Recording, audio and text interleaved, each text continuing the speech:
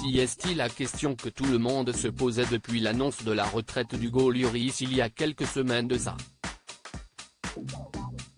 Recordman du nombre de sélections en équipe de France, le gardien de but champion du monde en 2018 a annoncé qu'il en avait terminé avec les Bleus, préférant se consacrer sur son club et garder plus de temps pour sa famille.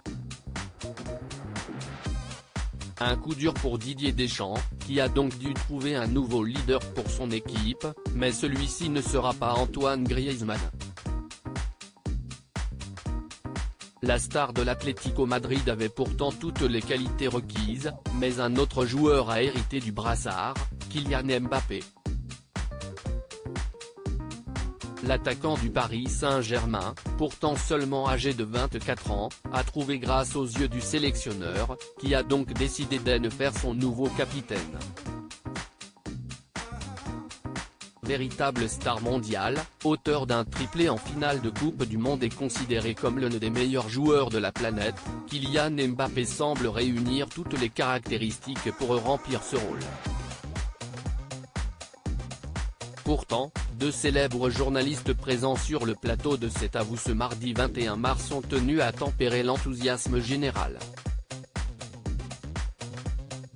Mohamed Bouafsi, journaliste de l'émission de France 5, a fait un petit rappel en préambule, il va devoir montrer que si est un grand joueur en dehors du terrain aussi.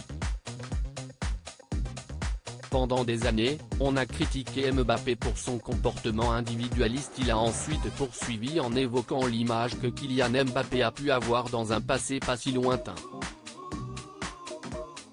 Pendant des années, on a critiqué Mbappé pour son comportement individualiste, on a souvent dit que c'était un gamin pourri gâté, poursuit Mohamed Bouafsi, avant qu'un autre journaliste bien connu et présent sur le plateau n'intervienne à son tour.